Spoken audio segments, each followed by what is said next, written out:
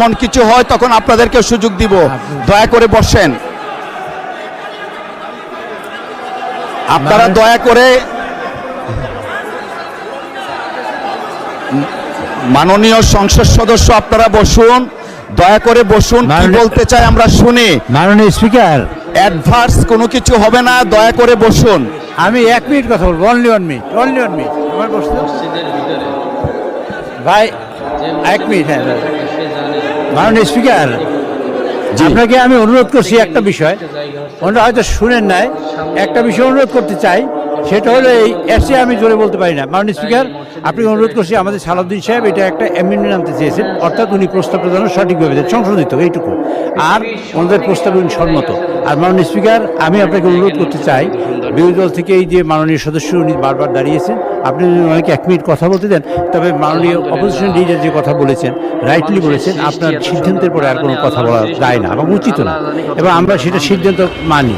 তো সেইখানে আমি বলছি যে একটু সংবিধানে একটু প্রস্তাবটা একটু সংশোধন আনা দরকার, সেইটা আপনি আনেন যাতে আলোচনাটা সহজ হয়, নাহলে এই প্রস্তাবটা ভুল থেকে গেলে প্রবলেম হয়ে যাবে মানুষ করে। এইটুকুই আমাদের আবেদন এবং এইটুকুই আমাদের মাননীয় স্বরাষ্ট্রমন্ত্রী এই কথাটুকুই বলতে চেয়েছেন। আর মসজিদের আচ্ছা আচ্ছা, এবং মাননীয় স্বরাষ্ট্রমন্ত্রী বলতে যাচ্ছেন যে জুলাই সনদ নিয়ে আমরা দীর্ঘমেয়াদী থ্রেড বেয়ার ডিসকাশন করব এবং পরবর্তীতে যাতে সংবিধান সংশোধন করা যায় এমন পর্যায়ে আমরা যাব যে সবাই বিরোধী দল এবং সবাই আমরা যারা আছি এবং স্বতন্ত্র যারা আছেন, অন্য অন্য দলে আছেন, সবাই ঐক্যমতের ভিত্তিতে একটা সিদ্ধান্তে আসতে চাই। এবং আমাদের বিরোধী দলের নেতা রাইটলি বলেছেন যে আপনি সিদ্ধান্ত দেওয়ার পরে অ্যাকচুয়ালি আর কোনো আলোচনা চলে না।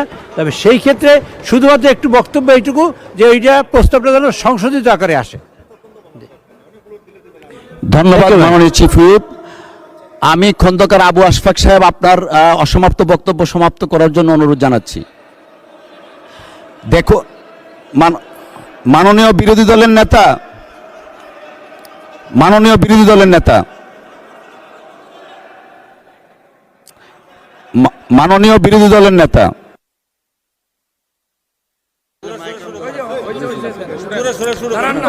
মাননীয় বিরোধী দলের নেতার মাইকটা দয়া করে অন করুন প্লিজ। ধন্যবাদ আপনাকে। আসলে রুলিং দেওয়ার পরে বাকি যারা কথা বলেছেন, আপনি যদি এজেন্ডা রিওপেন করতেন তাইলে বলতে পারতেন। আপনি তো রিওপেন করেন নাই, আপনি রুলিংয়ের জায়গায় আছেন। তো আমি অনুরোধ করব যে আপনি আজকে আপনার উদ্বোধনী বক্তব্যে বলেছেন যে আপনি জাস্টিস করবেন, আপনি নিউট্রাল থাকবেন। এই দিক থেকে আমাদের চিফ হুইপ বারবার চেষ্টা করছিল একটা